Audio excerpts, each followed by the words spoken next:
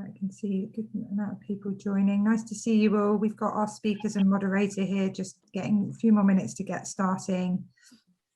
We've got our HE expert on the chat, Janine Chasma there, if you have any issues or anything that you want to ask about.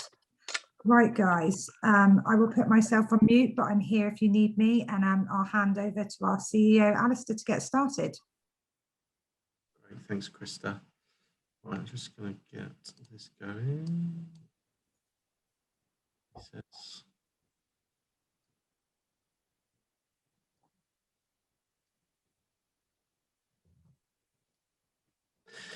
Morning, everybody. Can you see that okay?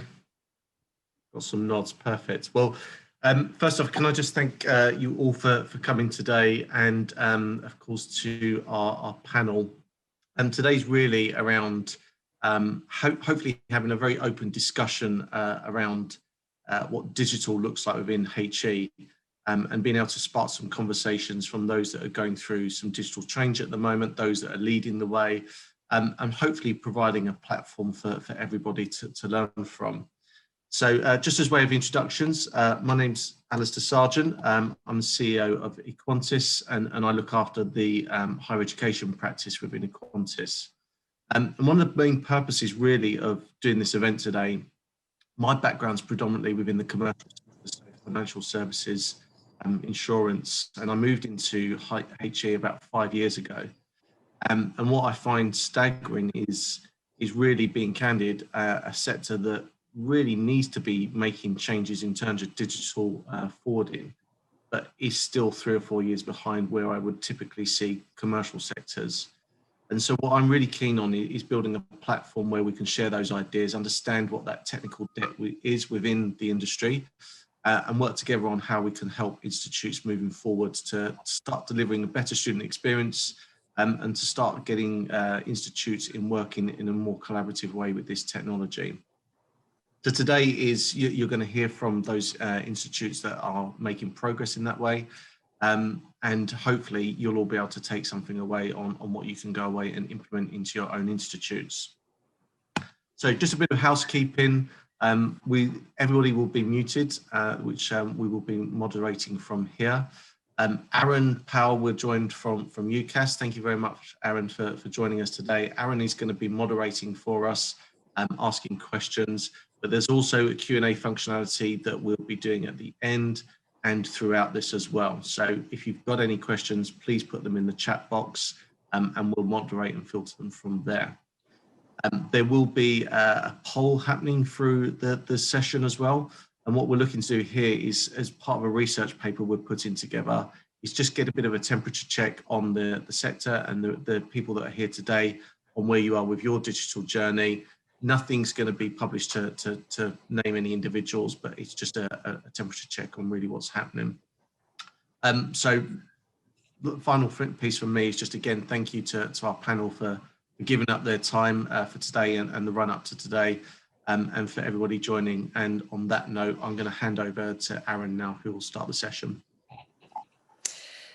Thank you very much, Alistair, and thank you all for joining us this morning. My name is Aaron Powell, and as Alistair says, I'm with UCAS. I'm Managing Director of UCAS International and Chief Digital and Data Officer for the wider UCAS group. I'm delighted to be joined this morning by Donald MacLeod, who is Acting Director of Change and Transformation at the University of East London, by Alexander Denley, who is Director of Innovation and Transformation at London South Bank University, by Vitaly Klopot, who is Chief Operating Officer for Arden University, part of Global University Systems, Gareth Story, who is Project Manager for the Student Lifecycle Project at Cardiff Metropolitan University, and Kay Jones, who is Director of Strategy Planning and Change at City University of London. So our conversation this morning really is going to be about that student experience and how student experience drives our digital strategy. But perhaps as an opener, if I can ask the panelists if they could perhaps give us an overview of what digital strategy means for your institution and what approach you've taken to it so far. And perhaps we could start with Donald.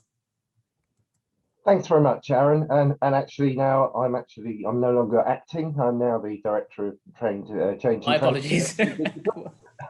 since the 1st of May, which is really great because I've been at UEL for a couple of years now. So for us, digital strategy is, or digital transformation is really key to the delivery of our Vision 2028. And it's one of the key transformation projects that will underpin the delivery of Vision 2028 alongside other key projects such as Connected Campus and stakeholder engagement. In reality, what that means to us now, it is a major multi-year technology change program that will put staff, academics and students and partners right at the center of our transformation. We've sort of refocused that now. We've had to kick off some of our work early as well. When I arrived, we had a number of suboptimal systems, and probably rather than going people, process, technology, we went technology first. We've had to change our instance of Microsoft Dynamics as it really wasn't very effective. In the last 12 months, we've delivered a whole new instance of Dynamics 365 remotely through Teams, now recognized an exemplar by Microsoft over in Seattle and doing some case studies on us as well. In there, I think we were very fortunate actually that we transitioned to using Teams about 6 or 8 months earlier, and it made lockdown, which could have been very challenging, actually very easy. Simply the next day, we, rather than coming in 3 or 4 days a week, we just were all at home and carried on working in the same way with that. The other project, which I would say has been more challenging, is a replacement of a website, moving from Sitecore to Drupal, which we'll launch later that year.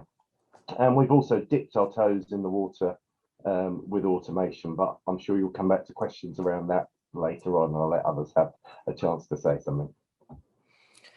Great, thanks, Donald. That's really interesting.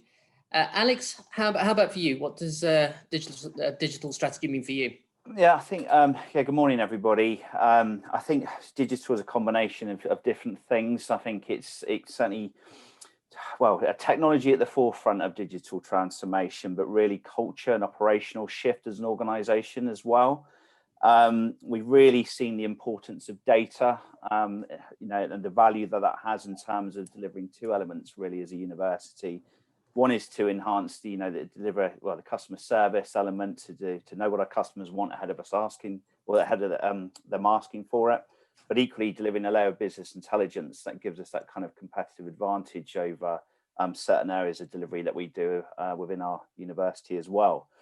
And that means is, as much as it's the shiny surface, this kind of surfacing of all the SaaS products that we've seen over the last 12, 16 months, it's really meant that we've had to challenge some of the kind of architectural plumbing foundations that we have within our university, that some of the technologies that make us the institution that we are, such as identity and access management, integration, CRMs, student record systems, curriculum management systems, these big top tier hefty technologies that we've had for many years, trying to make them digital if they have the capability to do so. If they do, then there's a consideration about how we uplift that system and get it to where we want it to be. Secondly, considerations around swapping out technology, but really trying to streamline and consolidate and rationalize to allow us to get the layer of data and intelligence that resides within them, to allow us to do some of the more I suppose, UX layer based kind of student portal interactions, that Uber-esque experience that the students so wish to have. But it is a journey. It's not as much as technology swap outs, it's challenging some of the plumbing. It's also bringing the organization along that journey as well. From a technology department, it's modernizing and obtaining those skill sets within the existing team, but also making sure that we have a capability model that can run alongside some of the technology changes that we're doing as well. There's all very well swapping out the technologies for the latest and greatest, but if you don't have the capability model in-house, then you're not going to succeed. So it's early stages, it's a journey, but it's making good progress so far. Thanks very much, Alex.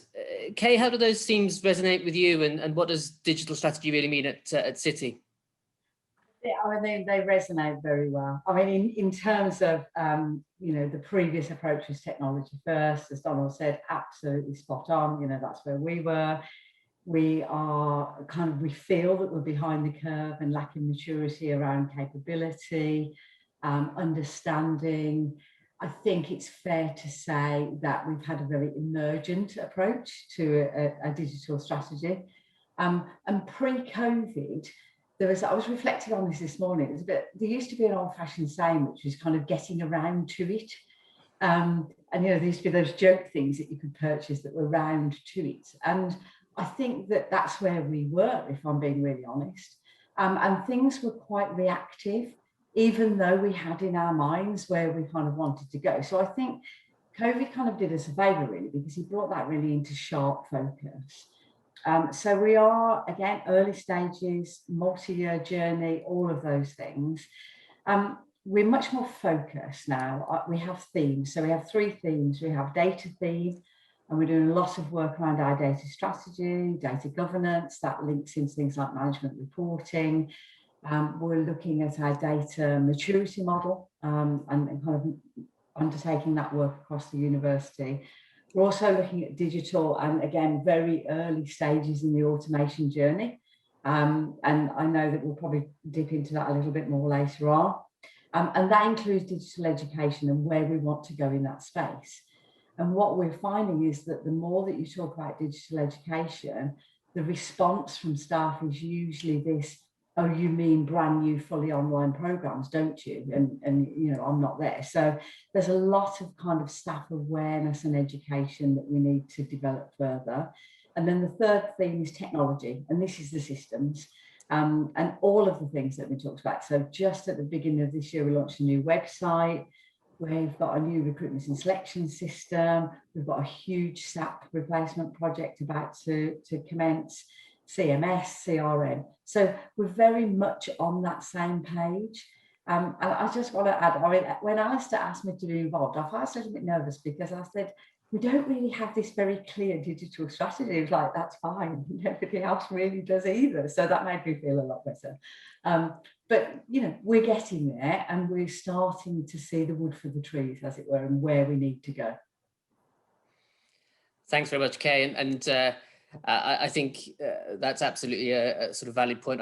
One of the key takeaways, I suspect, from this session will be that we're all on a journey and we're all at different stages on that journey, but it is very much a journey rather than a destination. Gareth, if I can perhaps come to you, and at Cardiff Metropolitan, how are you approaching digital strategy? So yeah, very similar to Alex and Kay, really. We're probably a couple of years into our current digital strategy.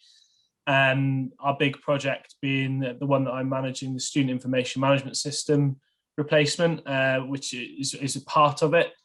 But I think within that, we're really focused around the hearts and minds and the people and the processes element of that project as well. What we don't want to do is just dump a system in and hope for the best. And I think that's always the danger when you probably go technology first. So it's a case of how the 3 work hand in hand. Some of our other big projects around sort of student CRM that we implemented a couple of years ago, and we just started a website redesign project. So there's quite a few things happening. And it's one of those things for us at the moment is rationalising where we're at with our systems.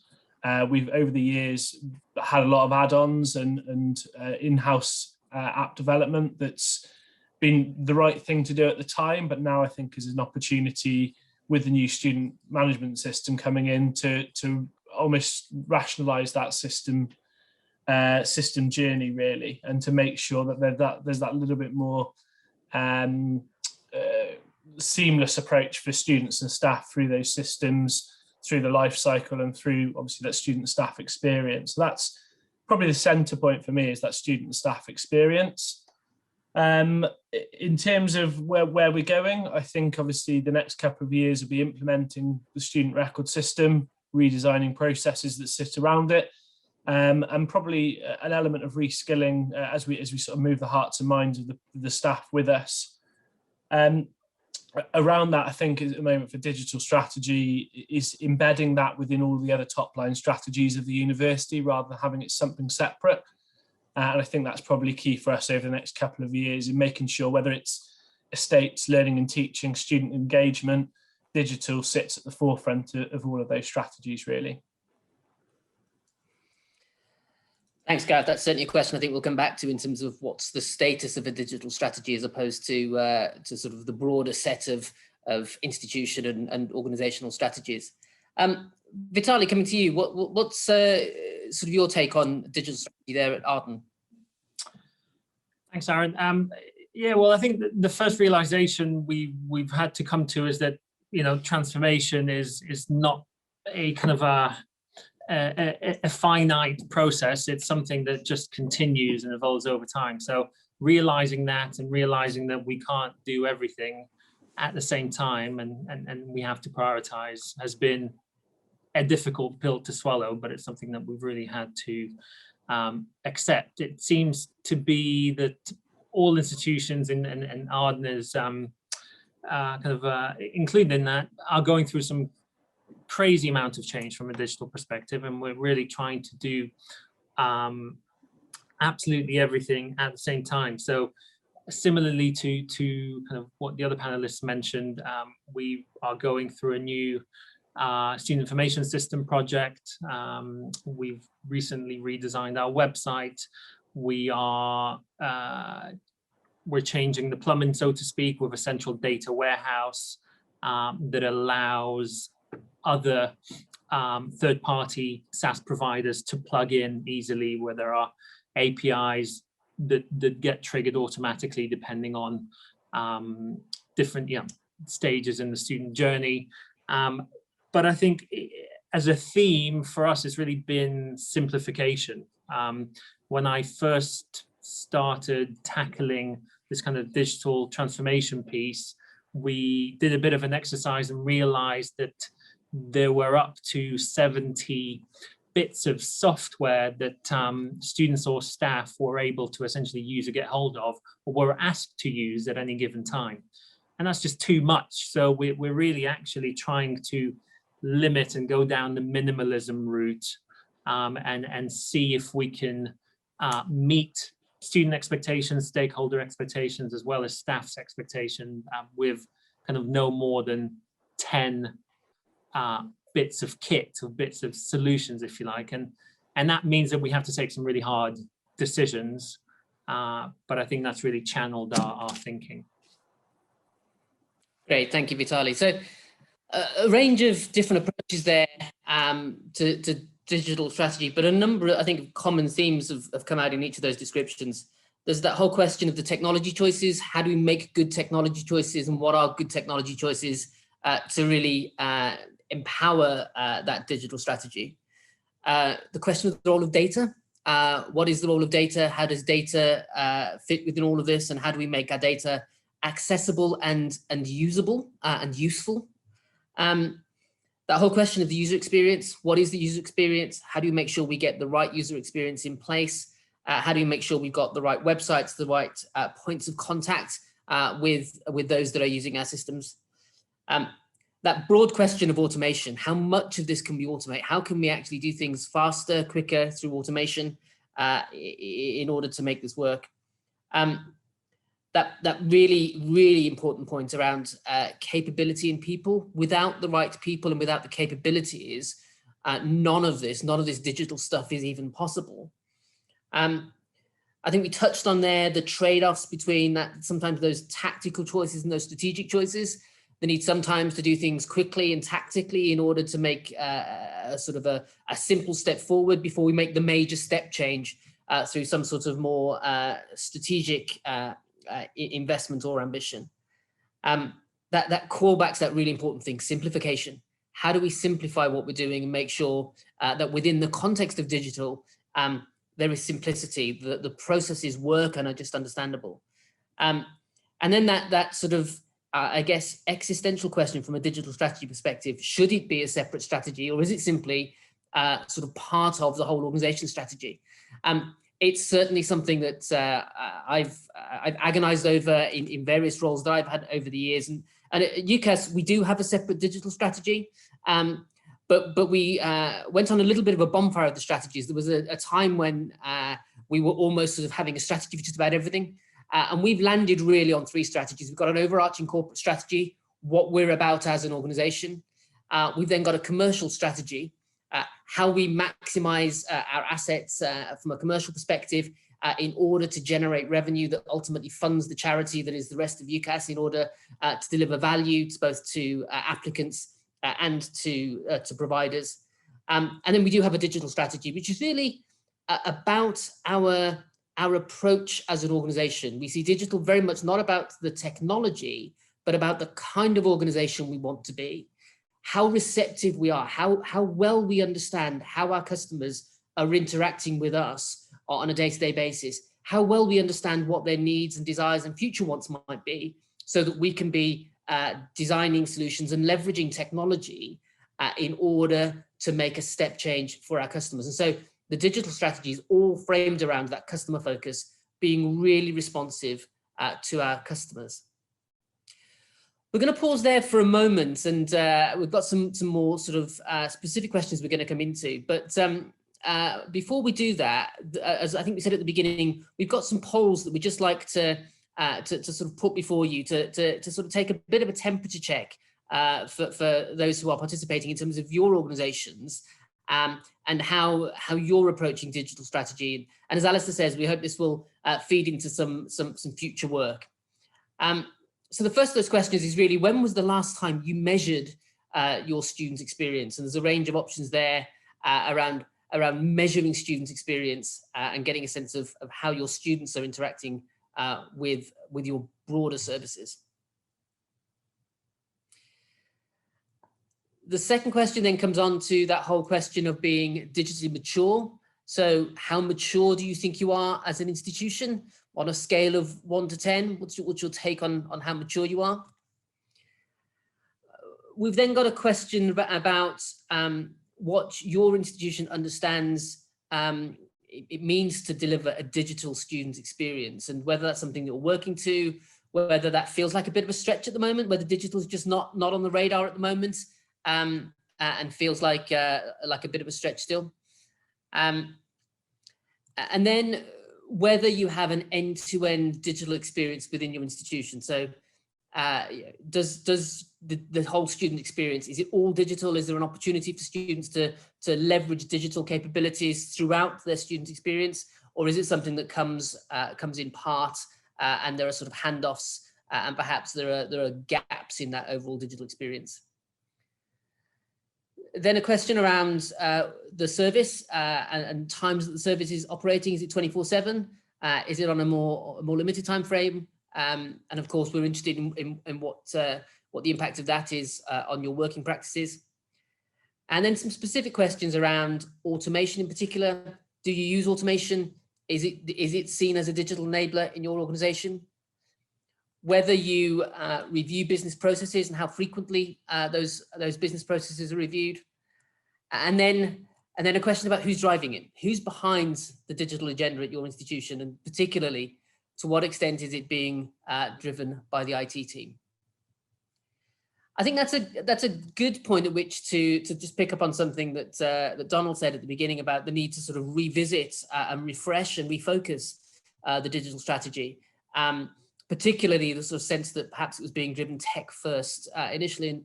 And Donald, I wonder if you could just maybe say a little bit more about sort of what led to that refocusing and how you secured buy-in to refocusing in particular. What was it that was sort of persuasive in the institution to getting colleagues to buy into the need to refocus the approach? Well, actually the catalyst really was was a new Vice Chancellor coming in, and Amanda's driven this from the top. I don't think you could probably do digital transformation without having that buy-in from the top, but it's not just the buy-in, it's also the understanding of what digital transformation actually means. And I think that a lot of the time people think that's just about technology. And, you know, I've been very interested to listen to what other colleagues have been saying up here about the capabilities. And that's obviously a major challenge for us because we're earlier on our journey than some of you, and learning as we go along. Actually, with that, you know, we really accelerated the implementation of the CRM system, and we're playing catch up now in terms of getting people to be able to effectively use all those features and functionality. And certainly as part of our phase 1D, it's a real key thing is embedding what we've got rather than carry on at that same pace. And it's a balance between delivering at pace and ambition, but actually embedding and utilizing it and delivering that sort of student experience. But also getting people to take a step back within there, that the process piece is just as important as well. And you can make major mistakes by overlaying technology onto substandard processes and actually make things worse than they were in the first place, and not really realizing it. So if you're not looking at those processes end to end, you could sort one part there and create a massive roadblock further down the line just by sort of opening the floodgates through the use of automation or a slight tweak in the process. So I think the initial digital strategy was very much about replacements of systems, improving those processes, and now it's much more holistic in terms of its approach of people, process, technology, but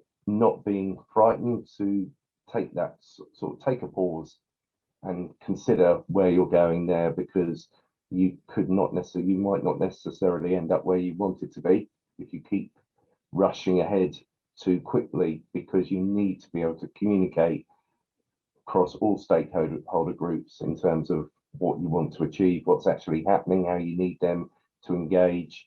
You've got to allay their fears as well, I think, sometimes about what's coming and why you're doing this. I mean, some people think it's just about saving money and getting rid of jobs, and it's not. It's not at all about that.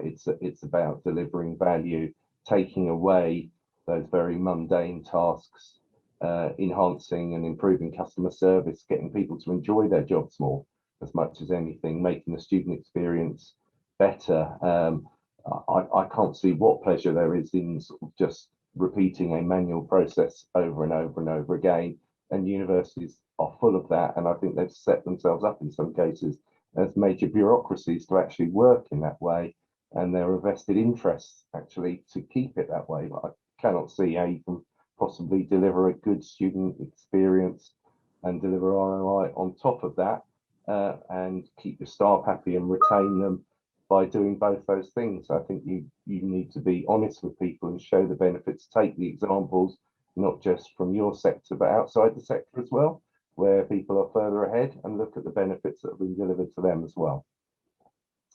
Thank you. Thanks, Arnold. Really, really important points there. Particularly that point about sort of engaging with stakeholders. And Gareth, I think we've talked about Cardiff Metropolitan being sort of 2 years into sort of this journey from sort of around digital. And I'm keen to get a sense from you as to what you think is working well, what's perhaps gone less well, and in particular, how have you been able to keep stakeholders engaged through that process? Yeah, I think with stakeholders for us, what we identified at the start of the project was to start a sort of change and engagement team. So at the moment, we're just recruiting for a second person, but then putting into our sort of business improvement team, change and engagement as a framework across what we do. So it overlays with business analysis and project management. That's been really crucial for us, as it's just given us that sort of structure to work in to engage people. And really the strategy from me as project manager has been make people feel valued and listened to throughout the process. And when I started, I was new to HE, new to the organisation, and there was a lot of noise from the ground of what had happened when we've gone through similar projects in the past, and even the same project as we're doing now, but sort of 10, 11 years ago. The stakeholder engagement probably wasn't great, and therefore people had change done to them rather than with them.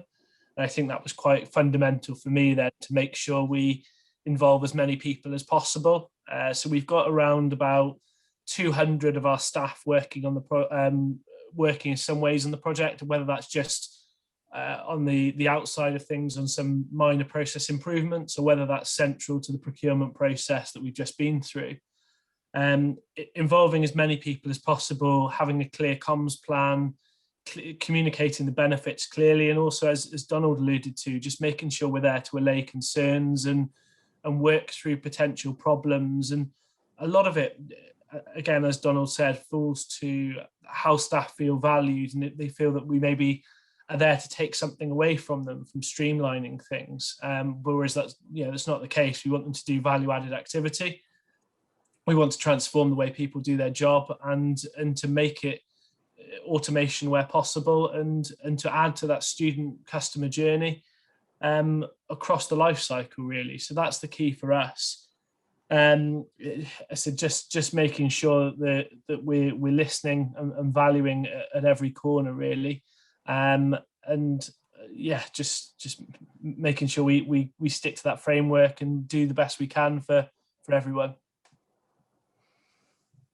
Great, thanks, guys. That's really important that, as you say, our colleagues feel engaged on this journey and feel that it's something that they're a part of and able to contribute to, and not something that's being done to them, as you say.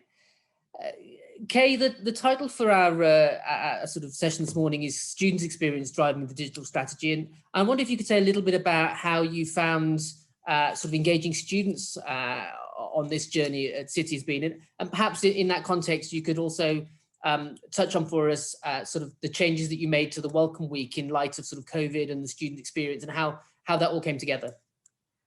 Sure can. If you just forgive me before I dive into that, there's just a couple of points that came up from other speakers which are really pertinent and kind of link into the student engagement, but also the staff engagement, in that because digital strategy was seen to be very much IT-led, again, it was something that was being done unto the university. And so they're in the domain of IT, and I don't want to be rude to IT colleagues because obviously they're very important. But again, it's that point about, I mean, you said it in terms of UCAS making it actually core to the strategy. So I think that's important, and it's also important about seeing it as an enabler of the strategy too, but also that it's not in the domain of IT. And I noticed that was kind of alluded to in some of the questions in the poll. And we had, in a few weeks ago in a meeting, it was almost like a Monty Python moment where people go, we need this digital strategy, where is it? Well, what's in it? And people kind of went, I don't know, we just know we need one. So I think that engaging staff and getting their understanding and their knowledge and their trust is absolutely crucial. And that kind of brings me on to student engagement. I think that's different in the sense in that they are obviously, and it's a bit of a dirty word, I know, but our customers, our key stakeholders in this journey. And what was important is we didn't want to design something from our understanding of what we thought the students wanted. So obviously COVID kind of interrupted that a little bit, so we couldn't have any student focus groups. But we were very engaged with the Students' Union, who were very active during the process. We looked at previous student surveys and pulled out information from there, and also from the student evaluation projects that had happened before to identify those kind of key themes. I think the other challenge that we realised when we started to dive into Welcome Week, and I don't know again whether this is experienced by others, is that although it was a kind of a centralised process, it had been designed around what faculties thought that their students needed. And so we spent some time first of all, identifying the activities, and we identified 115 activities that happened during Welcome Week, and then started to dive into what were standard. So even though they were delivered in the faculty, they actually could be standardised across the university, so all students needed them. And actually then what needed to be very, very school specific. So it took us on a journey to reduce them. So we reduced to 55 activities. We identified common themes and then kind of pulled them into a central approach, and then further developed what, so I have a fantastic team, and I know that you would expect me to say that, but they developed this lovely expression, which was kind of a very much like a Netflix on demand approach to the students' welcome, so that students could decide on those core activities when and how to draw them down. So if it was a careers talk, that didn't actually need to happen in the first week, whereas looking at a virtual tour would have been better before they joined. So that allowed us to map all those activities and put the control for when students engage with them back into their hands. And then the other areas, we developed those ones that were specific to faculties. It's fair to say that everything we did required some degree of technology solution, obviously. And what we've undertaken is a big evaluation piece to guide them how we build that in. We don't want to lose that learning. We don't want to lose that fantastic experience. And even though it looks likely that we'll be back to normality, or as close to normality as we can imagine, we want to retain some of those activities into our welcome for 2021. So it's guided us in so many ways, but the key message, I think, is not believing that we know what students want and kind of putting that back to them and letting them make those choices. Thanks, Kate. Really, really important lessons there. Alex, we've talked about sort of the role of technology in all of this, and of course, you know, digital is not simply about technology, and I think we all acknowledge that. But equally, you know, digital is empowered by technology. A lot of the time, it's the technology choices that we're able to make that really drive that digital capability. And I think when you spoke earlier, you talked a little bit about sort of the number of systems that you're potentially having to look at the same time, and the sort of scale of change that you're having to make. Clearly, technology change on that scale is complex. We all know that. What, in your experience, has sort of been the positives and negatives of sort of trying to change sort of lots of systems at the same time? Yeah, it's a really good point, Aaron. And I think even for myself in the first role in higher education, when I joined London South Bank, one of the things I did underestimate was the sheer complexity of the technical landscape that makes up a university. I think when we speak to various providers, strategic partners, and so on, I think the only industry that really comes close to kind of technical landscape to that of a uni is banking, and that really, yeah, you know, from a kind of core, the complexity of those underlying systems and the means of being able to manage and maintain them being one thing, the product life cycle of some of these technologies. But then you have a whole multitude of different, as I call it, kind of softwares and what I refer to as weirdware, kind of stuff that's out there that you've never heard of before, but is absolutely critical to the delivery of some of the education streams that we're doing. So, yeah, I think you know, first of it, from you know, yes, IT isn't an enabler, but it shouldn't be at the forefront of everything. But whichever way you turn it, it is there at the end as an end result. And in terms of delivering kind of large scale technical change at pace, yeah, we saw the pandemic last year and accelerated transformation, because I think ultimately colleagues weren't given a choice. They had to change, and they had to change rapidly. And it was only at that point that they started to see the benefit of change. And actually a lot of this technology that we've been trying to deliver has been around for a very long time. It was just changing the attitude and the means, and really reinforcing that, you know, technology is there to support the business and actually fundamental to the success of the way that education is delivered. In terms of I was kind of thinking like positives in terms of trying to do too much change at once, or delivering change, lots of change at once, sorry. As I think it's really meant that it's built bridges between various departmentals and faculties and the technology department, and really help them shape and steer the direction of flight that we're going in terms of some of the outcome. I think everything's now outcome and intent based deliverables, rather than, oh, well, that's just its day job as a technology, whether it's a software application or, you know, a physical server. It's meant that we sped up our governance. I think we make quicker changes, and we're used to delivering at pace, and realize actually, why have we not been working like this for a long, long time? And there's an element of willingness to say right up from the executive level downwards, that, you know, quite frankly, if we don't change, what's the price of standing still? You know, doing nothing is just going to leave us behind everybody else. And everybody seems to be doing it. It's like, I think all peers that I speak to in other institutions, I think one of the other panelists said, you know, we're all kind of doing it. Some of us are further ahead in one area, but behind in others. But actually, we're all on this journey together. And actually, no one's really got to the end result yet, so no one can really tell you what it's like, even if there is a finish line. I think some of the kind of alternative outlooks to that would be the strain it puts on people, and really you hear lots of things around, it's just kind of technical debt, target operating models, and kind of, you know, that kind of fear factor from, you know, does that mean you actually, you know, by technology change, does that rule me out longer term in terms of the bigger picture? But whereas no, it's not. It's kind of freeing people. It's changing that mindset. So actually, you're going to then be freed up to, you know, automate the low level stuff and really deliver the value at the top end in terms of what you're there for as a subject matter expert.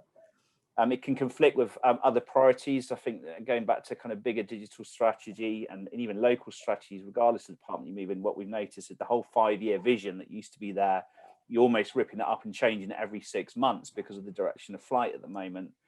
And it's kind of, well, it's on top of the day job. You know, it's, well, I've still got my day job, but I'm trying to do this at the same time. And then freeing up people's availability, willingness, and they are running, a lot of it's on goodwill, the input from peers and colleagues in terms of outlining these success factors, but they are still doing, you know, the day job in the background. And what we're doing is we're very good at bringing in lots of new stuff, but we've also got to be mindful that we're not very good at turning off the old. So it's really kind of, yeah, it's to pick them out. It's people, it's the process, and it's the technology. Which one comes first is questionable, but it's a combination of all three, and in some ways running them simultaneously. And I think the last point I'll say is, you know, technology change at pace is great if you're a technologist or somebody who is used to working with technology. But I really think you've got, whatever you're delivering, it's got to cater for everyone. And you'll never, what thing you can never do is really replace the whole, the front line for the customer facing, the kind of human interaction element. In addition, so I put, yeah, inclusivity as well. I think in making sure that everything you deliver caters for everyone. So it is a journey. No, I'm not at the finish line. I wouldn't even really be able to tell you how far along the journey I am at this stage. So I was looking at the poll, but what I do know is I've done more transformation and technology change in the last 16 months than I've probably done in the last 5 years, and I think that's going to continue. Thanks, Alex. And I think it's really interesting to hear your journey, and as you say, we're all on that journey. I think that point about, you know, what's the role of technology versus what's the role of the rest of the organization. I think it was in a previous role now, I once referred to sort of digital transformation as being a sort of having a sort of cascading snowball model, was I think the sort of word I use, where it kind of starts small, and it's as people start to see what digital can do and start to become more confident in the ability to change things, that actually what you start small slowly starts to gain traction and picks up more and more traction within the organization, and more people become on board. And over time, actually, that's what causes the digital transformation to happen. It's that perception across the organization that digital really can make a difference, and sort of more people getting involved, rather than it being that sort of that role of the IT department. Vitaly, we've heard from a number of sort of public universities there about sort of their experience of digital transformation. Obviously, Arden and Global University Systems is a little bit different in terms of your model. What do you think the benefits are of sort of trying to deliver digital in that more sort of commercial environment that you find yourself? There's certainly both benefits and challenges, I'd say. Arden specifically, obviously, is a brand new university. We got our degree awarding powers 5 years ago, and we are positioning ourselves as the challenger to the OU, if you like. So there's this inherent digital DNA that's running through the organization, but that means that from a student perspective, from a consumer perspective, the expectations are sky high. And so they're coming to us as a private provider, expecting the Uber, Netflix, Tesla-like experience, and are quickly realizing that we're nowhere near there just yet. And so I think, you know, for us, transformation is really about just trying to narrow that gap between expectations and reality, knowing that expectations will forever increase.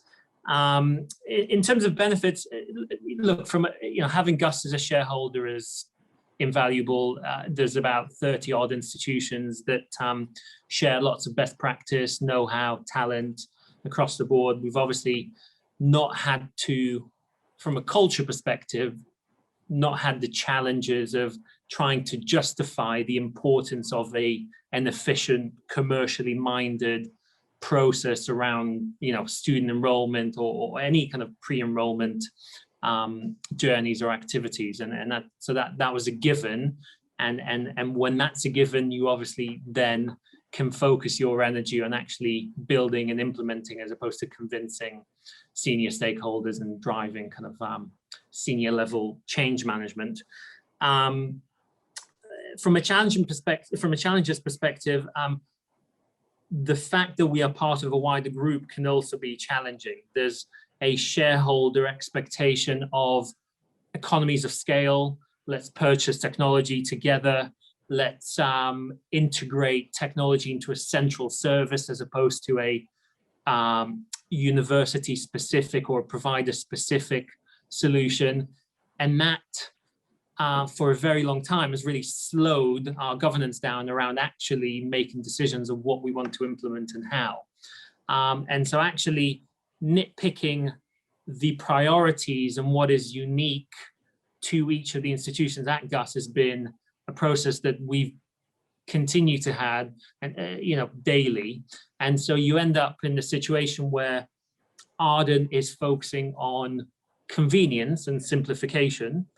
In the good sense of the word, we recognize that there are tons of businesses out there. Take Deliveroo as an example. You're likely to order your Pizza Hut through Deliveroo than directly through the Pizza Hut website, because it's there. Your credit card is there. It's at a touch of a button through an app.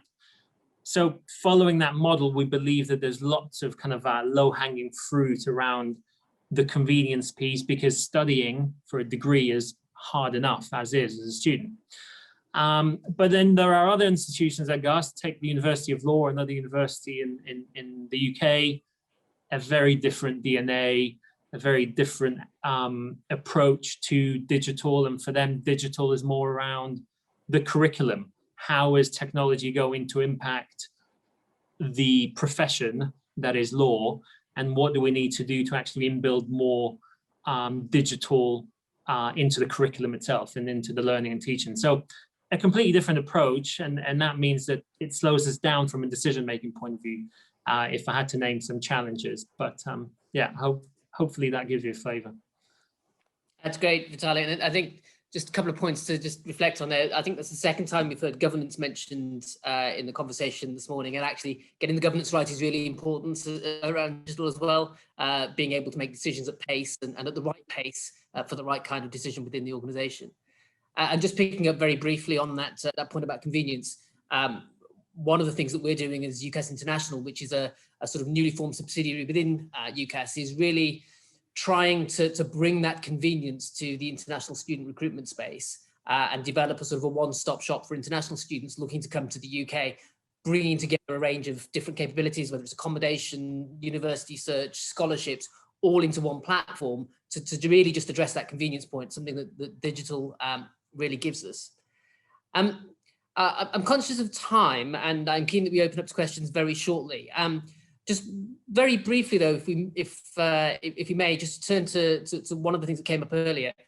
At UCAS, we've got 4 themes to our digital strategy. There's experience, integration, intelligence, and then that 4th theme is really that automation piece. And I think a couple of you referred to automation and the role of automation in your journey this morning. So maybe just sort of 30 seconds or so, if you could just sort of comment on sort of the importance of automation for you, perhaps starting with you, Donald. You're on mute, sorry, Donald. Yeah, I mean, we dipped our toes in the automation sea, I would probably say, last summer, working with Alistair and Equantis. We were approached with regard to automating part of the clearing process. We looked across the whole process and identified a real curious sort of key pinch point was where we were getting direct applications in, and from going through a sort of tender process, engaging Equantis, less than 10 days later, we had a robot that reduced process time for direct applications from 15 minutes to 1 minute, 100% accuracy. And Aaron, you may not be aware, but UCAS actually contacted us to ask what was going on, because they couldn't work out how on earth we were turning around applications so quickly, and that you'd been looking at it for years, and how did we manage to do it? We named it Little Kimber, and it's going to be entered in a number of awards, or has been already this year, and we'll be taking that forward amongst other projects as well very shortly for clearing and enrolment this year. Great, thanks, Donald. I'm very, very glad to hear that my team are quite happy to borrow ideas from elsewhere when we can. Always good to share. Kay, how about you? What's automation meant for you? So very briefly, we're very, very new to automation. We found that staff are kind of concerned because they think the bots are taking their jobs.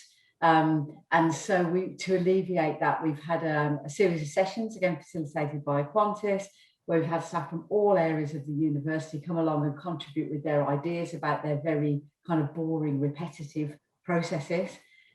We went through, we honed them down into a group of processes. We went into a discovery phase, and we've now got 7 processes on our shortlist. I would say to you, it doesn't particularly feel like a strategic approach. However, building on all the things that we said earlier about taking staff with you and giving them the confidence and the trust, we've identified those processes. We will talk to our strategy board in terms of how we take that forward to full automation. But, you know, it's very exciting. We've potentially got a return of investment of nearly 300% just on 7 processes. And we know already that staff are saying, I've got more ideas, I've got more ideas. So it's a bit like opening a Pandora's box. We need to manage it carefully. But one of our themes, again, is around efficiency and effectiveness. And this work, as well as student experience, fits really well with that. So it kind of brings those two together. Great, thanks, Kay. Alex, how about you? How have you used automation? We've had lots and lots of use cases for the likes of RPA, robotic process automation, the value that can bring when optimized, scalable, flexible, and it effectively automates all the low-level administrative tasks. When I first joined the university, one of my golden statements was I wanted to automate stage 1 and 2 of any process and just had the human interaction at level 3 where it should be.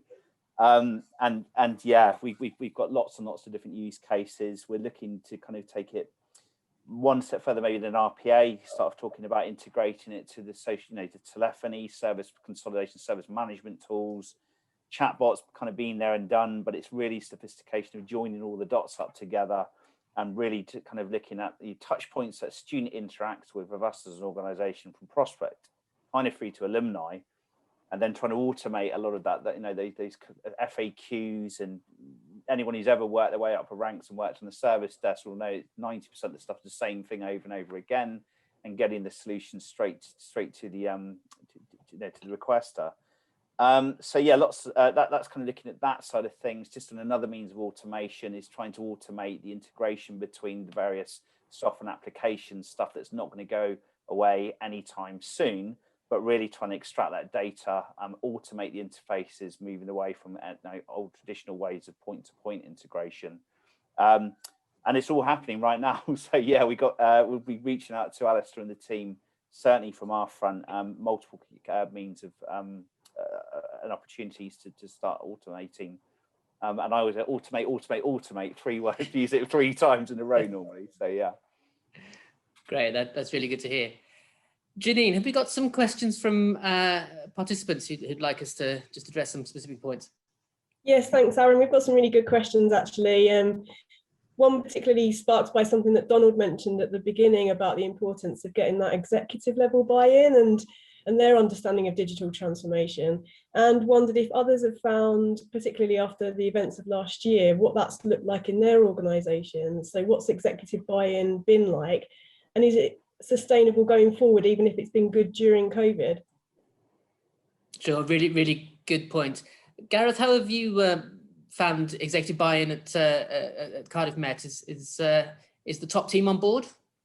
Yeah, very, very much so. I think, just in terms of the bottom line of replacing student record system, having a big team around it and having that business improvement element all around the organisation has been absolutely fundamental, and it's had the full backing, whether that's been the Vice Chancellor and her executive group, or the Board of Governors and the Resources Committee. We've had full backing, and there's been no hesitation in obviously signing off in terms of the business case and the procurement recently. So you know, in times of potential strife, I think, for a lot of organisations through COVID, there's been no hesitation that we need to put money into that digital journey, that digital transformation, and make sure that we move things forward at pace over the coming months and years to make sure that we stay ahead of the curve, find a competitive advantage with a number of other rivals, not just in South Wales, but beyond.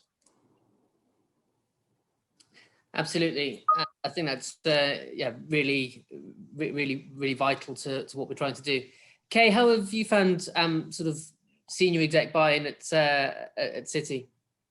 A little slow at first, and a lot of questions again about the return on investment. Less like Gareth, they're a bit reluctant to put money in because I don't think we had clarity on the kind of the benefits and the outputs. However, we have a new president arriving just next month who's very focused on digital as an enabler to the strategy. So that will change. And I think the question was, do we think it's sustainable? Very much so. I don't think we've got a choice. Absolutely, a very good point. Janine, I'm conscious of time. We've probably got time for one more question before I hand back to Alistair. So we got another burning question we could answer? Yeah, probably quite a juicy one, and it actually made me giggle when Donald said earlier about choosing clearing as the process to use for RPA. We had a question in the run up to this event actually on LinkedIn, which was about when's a good time to do this? Considering constraints on the academic calendar. Just wondered, was there a particular time that you thought, right, we've got to do it now because that's the best time to align everything, or was it a case of we're just in this, we've got to make it work now? Was there any sort of pre-planning, or was it a kind of hit and hope approach, really, I guess? I can give you an answer from a sort of UCAS perspective, just on sort of how we approach changes around clearing. Obviously, we're quite busy during clearing, as you might expect, but we look at our cycle every year. We open the next year's application cycle in May. So next week, the 2022 cycle will open. We open what we call pay and send, when applicants can actually pay their application fee in September. We have a deadline for Cambridge and Oxford and conservatoires in October. Then there's the main January deadline. Then, of course, we're getting close to clearing the following year. So I think what we've discovered over time is that there's no good time. The cycle is such that there are quieter times and there are busier times, but there's no perfect time to make these sorts of changes.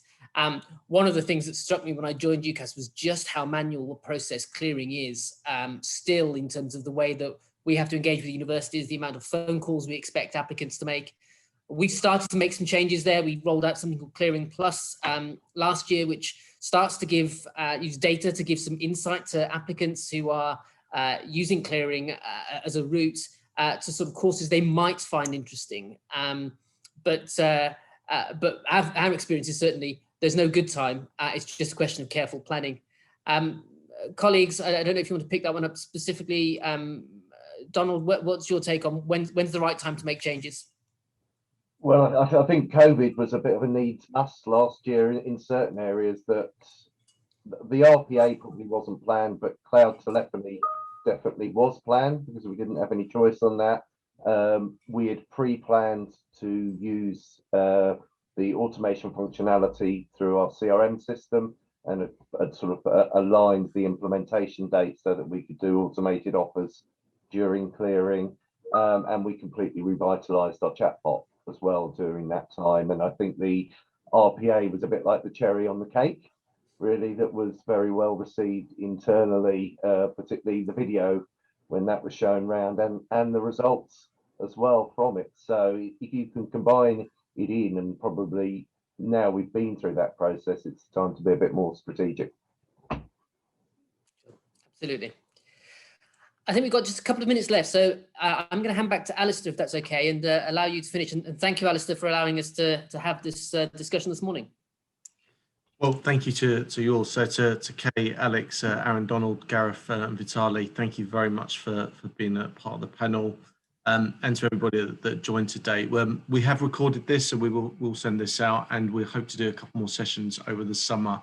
Plan and the vision really is to create a community where like-minded people can come along and share these ideas. So if there's anything that you feel that would be good to raise at the next one, just drop me a line, and we're happy to get that topic through. But we've finished bang on time. Thank you very much to everybody for participating in this. And any questions or feedback, please let us know. Thank you much to the panel. Thank you. Thanks all. Good to see you. Take care. Thank you Cheers. very much.